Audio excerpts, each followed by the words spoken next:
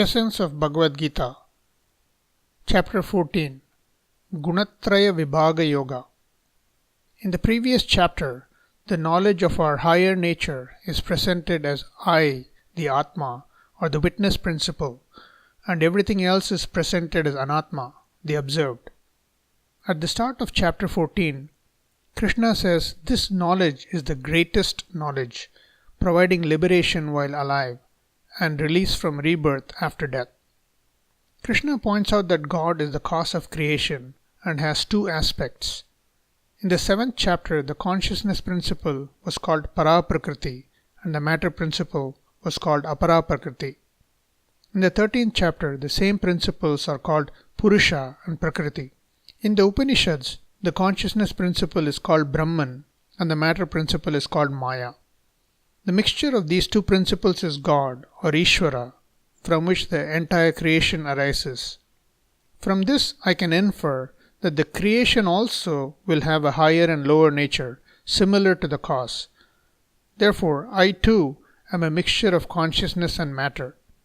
Continuing this reasoning, since matter has three gunas, I can conclude that my body-mind complex will have the same three gunas. In verses 5 to 18, Krishna talks about these three gunas in 5 steps. Definition of the three gunas, how they cause bondage, how to identify the predominant guna, post-death travel, and finally the result of each guna. The three gunas are 1. Sattva, where the mind is bright and knowledge friendly. Rajas, where the mind is attached to action or karma friendly. Tamas, when the mind is indifferent and neither knowledge nor action friendly. A sattvic person is interested in knowledge and is bound by his jnanendriyas, seeking knowledge. A rajasic person is bound by his karmendriyas, seeking action. A tamasic person is dull or sleepy, seeking neither knowledge nor action. Krishna says a sattvic person attains higher lokas after death, while a rajasic person is reborn as a human. A tamasic person is reborn in the lower lokas. The results of the gunas are similarly derived. Sattvic leads to knowledge, rajasic leads to ambition and activity, tamasic leads to negligence and carelessness. In verses 19 to 20, Krishna discusses how to transcend these three gunas and become gunatita. The entire spiritual journey will lead one's lifestyle from tamasic to rajasic to finally sattvic. The Vedas prescribe a lot of karma for the tamasic person. Starting with sakama karma or selfish desires, the person will move to an active rajasic lifestyle. The person will transition to nishkama karma, which benefits other people also. Eventually, sattva guna will start predominating.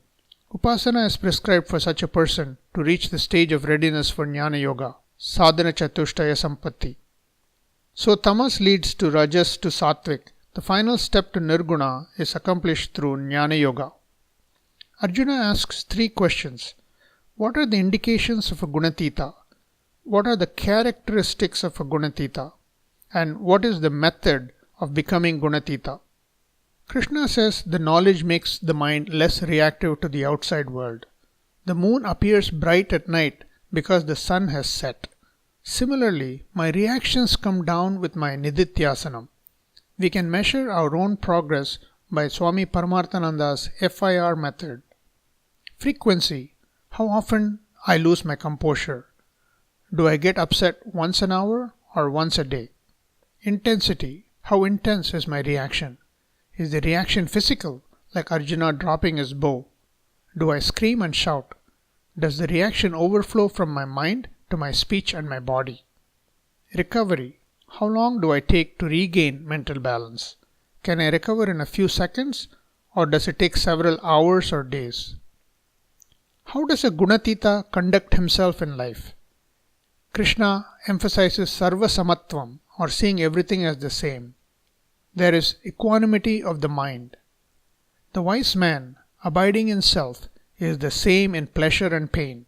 He is the same towards a clod of earth, a stone or gold. He is the same in desirable and undesirable situations.